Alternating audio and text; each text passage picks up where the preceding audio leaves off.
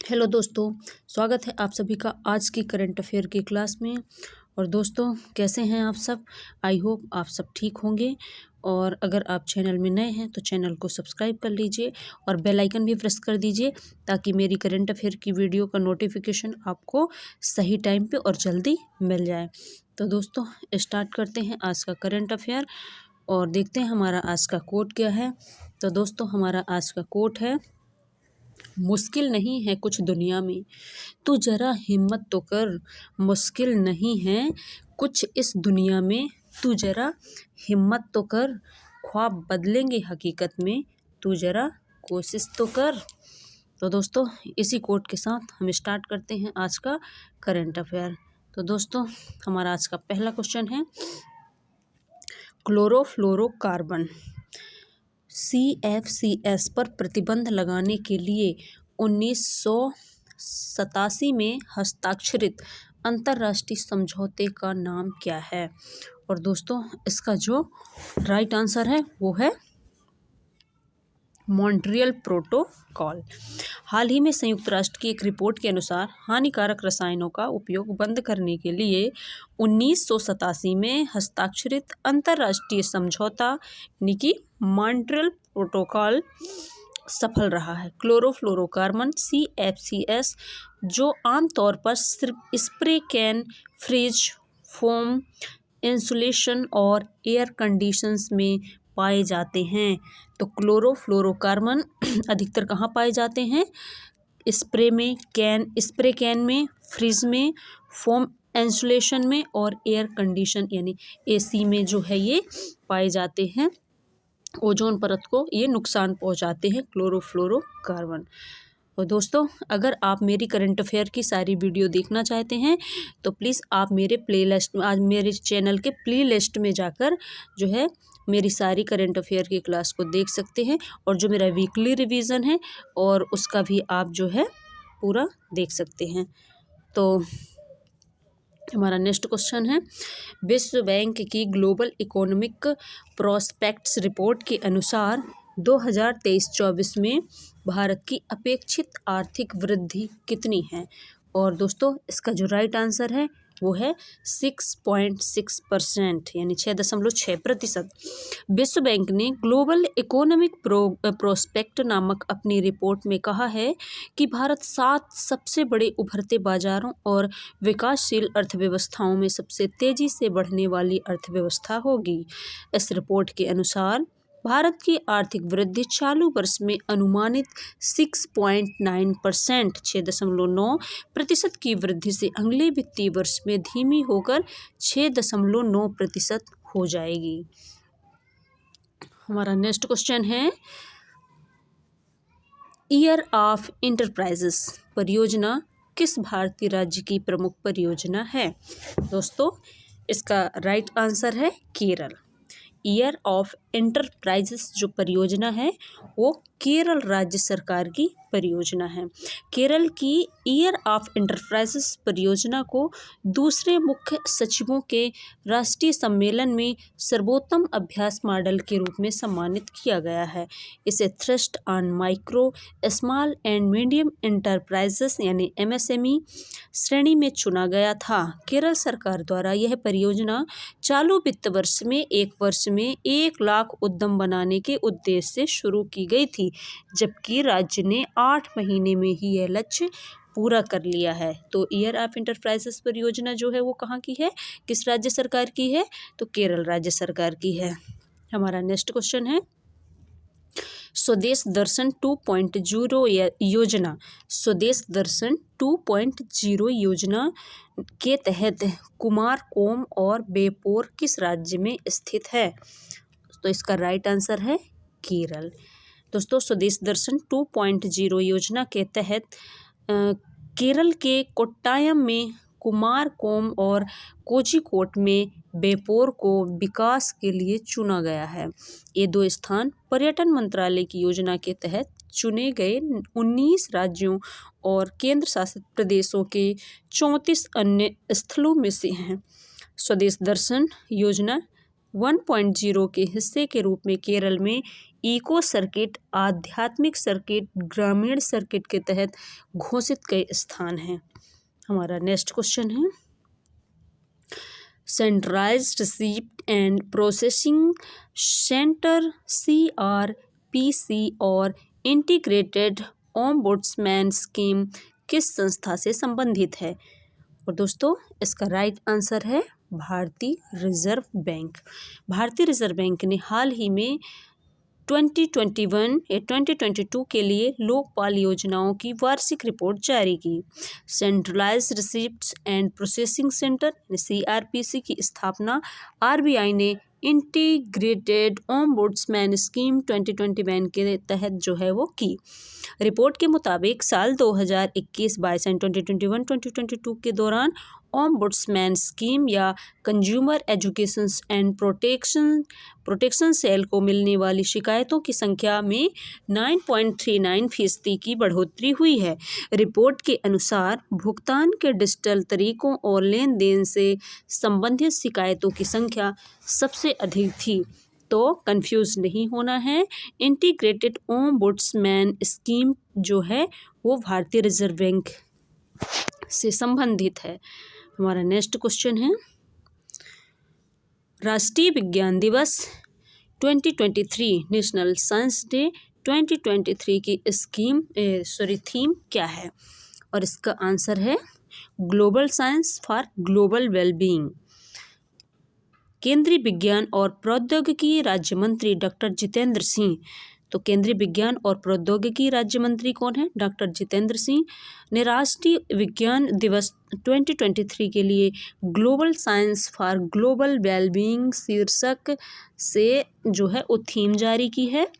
राष्ट्रीय विज्ञान दिवस NSD 1986 में रमन प्रभाव की खोज के उपलक्ष्य में हर साल 28 फरवरी को मनाया जाता है। इस दिन सर CV रमन ने रमन प्रभाव की खोज की घोषणा की थी।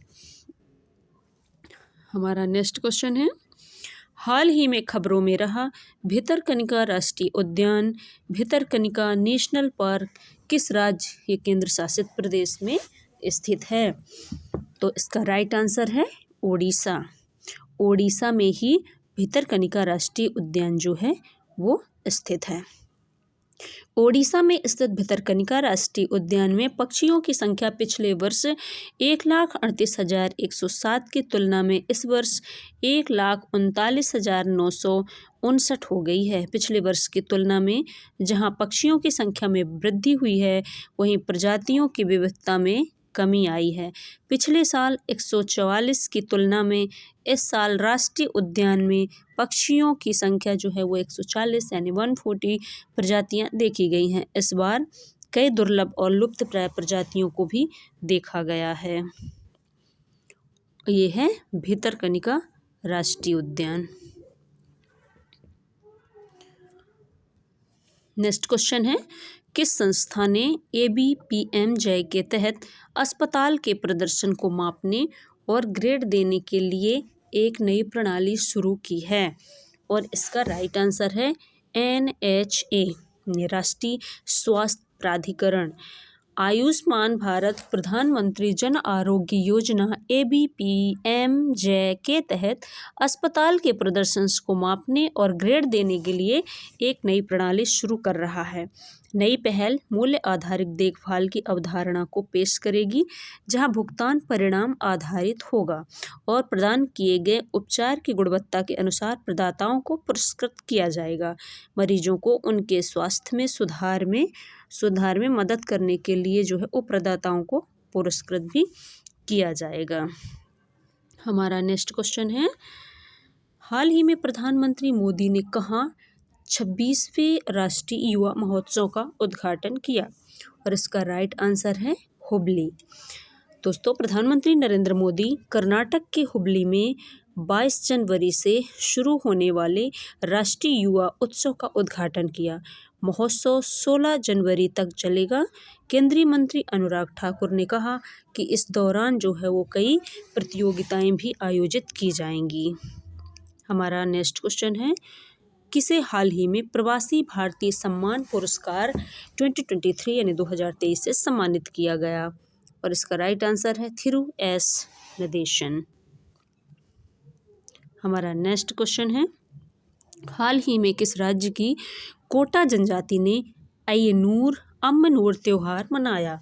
और इसका राइट आंसर है तमिलनाडु। कोटा जनजाति भारत के तमिलनाडु राज्य के नीलगिरी पहाड़ियों में निवास करने वाली एक जनजाति है। इनको कोव और कोतर भी कहते हैं। संख्यात्मक रूप से कोट हमेशा एक छोटा समूह रहे हैं। उनकी संख्या कभी भी 1500 से अधिक नहीं रही है। तो इनको कोव और कोतर भी कहते हैं, कोट जनजाति को। और कोट जनजाति जो है वो कहाँ की जनजाति है? तमिलनाडु राज्य के नीलगिरी पहाड़ियों में जो है निवास करने वाली जनजाति है। तो कोटा जनजाति का जो संबंध है वो कहाँ से, किस राज्य से है? तो तमिलनाडु राज्य से है। हमारा नेक्स्ट क्वेश्चन है, किसके द्वारा लिखित पुस्तक जादूनामा किसके द्वारा लिखित है, जो कि हाल ही में लॉन्च किया गया है? तो इसका राइट आंसर है जावेद अख्तर। अरविंद मंडलोई द्वारा अनुभवी लेखक गीतकार जावेद अख्तर पर लिखी गई किताब जादूनामा का विमोचन किया गया है। बुक लॉन्च के मौके पर जावेद की पत्नी शबाना आज़मी और बच्चे जोया और फरहान अख्तर मौजूद थे। फरहान की पत्नी और अभिनेत्री शिवानी दांडेकर भी इस कार्यक्रम में शामिल हुई।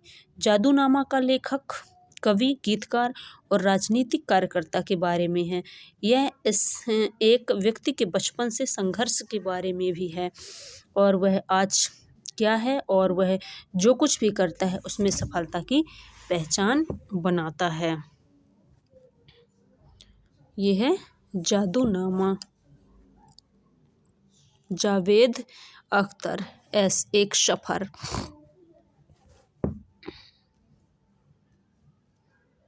हमारा नेक्स्ट क्वेश्चन है, हाल ही में किस देश की सरकार ने पब्लिक स्कूलों में पंजाबी भाषा को शामिल करने का फैसला किया है? और इसका राइट आंसर है ऑस्ट्रेलिया। प्राप्त जानकारी के मुताबिक सप्ताह के आखिरी दिन ऑस्ट्रेलियाई स्कूलों में पंजाबी भाषा पढ़ाई जाएगी। ऑस्ट्रेलिया सरकार ने पंजाब और अन्य राज्यों में रहने वाले लोगों के बच्चों को उनकी मातृभाषा से जोड़ने का अच्छा प्रयास किया है। ऑस्ट्रेलियाई सरकार के इस फैसले का पंजाबी भाषा प्रेमियों ने स्वागत किया है। पंजाबी साहित्य और पंजाबी भाषा के अस्तित्व के लिए लगातार काम कर रहे पंडित धर्मवर राव ने, तो पंजाबी भाषा के लिए कौन काम कर रहे हैं? पंडित धर्मवर राव ने ऑस्ट्रेलिया सरकार का आभार जताया है। हमारा नेक्स्ट क्वेश्चन है,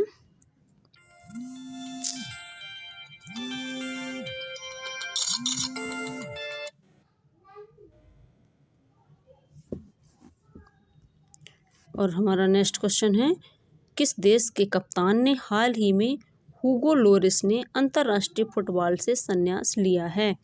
और इसका राइट आंसर है फ्रांस फुटबॉल टीम के कप्तान ह्यूगो लोरिस ने 36 वर्ष की उम्र में अंतर्राष्ट्रीय फुटबॉल से संन्यास लेने की घोषणा की है।